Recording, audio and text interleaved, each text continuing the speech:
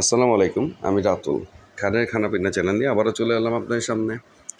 আসলে ভিডিও তো মেক করতেই হবে, ভিডিও দিতেই হবে, কারণ আমার ব্লগার হইতে হবে। অ্যান্ড বিষয়টা হচ্ছে যে আপনারা ভাবতেছেন এই ছেলে পাগল, উইয়ার্ড ভিডিও দিচ্ছে, শুধু বাসায় ভিডিও বানাইতেছে, বাসায় থেকে দিচ্ছে বা কিছু একটা।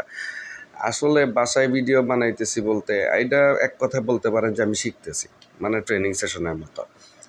আমি অবশ্যই বাইরে যাব, বাইরে ভিডিও বানাবো, অবশ্যই আপনাদের সামনে আনবো, বিকজ এটাও একটা ব্লগারের দায়িত্ব যে বাইরের পরিবেশটা চেনানো, খাবার চেনানো।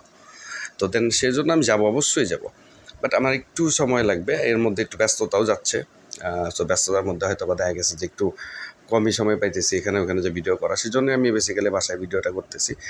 তো বাসায়ও মোটামুটি ভালোই খাবার দাবার টুকিটাকি পাচ্ছি। তো দেন ওই দিন যেমন হঠাৎ করে আম্মা পোলা রান্না করে বললো, আজকে হঠাৎ করে ভাবি নাস্তা রেডি করে বললো, মানে আমি ভাবিরে বলছিলাম যে আসলে ভিডিও বানানো উচিত, দেওয়া উচিত। তো ভাবি বললো ঠিক আছে ফাইন, দেখি যা আছে তাই করে দিচ্ছি। তো এর মধ্যে স্পেশালি আমি নাওবাজার একটা সিঙ্গারার দোকান আছে, আপনার মোড়ে ঘোরার আগে ডান পাশে পাওয়া যায়, যাওয়ার সময় নামাজ ব্রিজে ওঠার আগে। সিঙ্গারাটা খুব ভালো লাগে আমার কাছে, ওইটা নিয়ে আসছিলাম আসার সময়। তো দেন আমার ভাবি একটা পিঠা তৈরি করে, যেটার নাম হচ্ছে ডিমের পিঠা।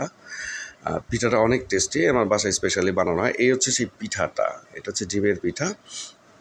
যে এটা খাইতে আসলে অনেক মজা লাগে, মানে বেসিক্যালি আমার কাছে খুব ভালো লাগে। এখন আপনাদের কেমন লাগবে, এর রেসিপিটা একটু ডিফারেন্ট, যদি আপনারা জানতে চান তো আমি ভাবির কাছে যাই না, অবশ্যই জানাবো পরবর্তীতে।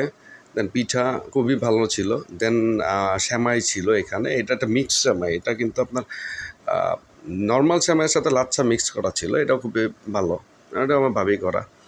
তো এই নাস্তাগুলো আমি বেসিক্যালি করি। করার পরে রুলস নিয়ম অনুযায়ী আমি প্রতিদিন সন্ধ্যার সময় চা খাই, বাসায় 1 কাপ চা খাই, বাইরে চা খাই পরে এটা, বাট বাসার চাটায় আমি চা খাই।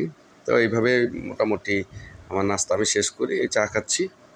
তো দেন এই বলেই এইভাবেই ভিডিওটা আমি আসলে করেছি, হয়তো ভুল হইতে পারে, তো সরি। আসসালামু আলাইকুম।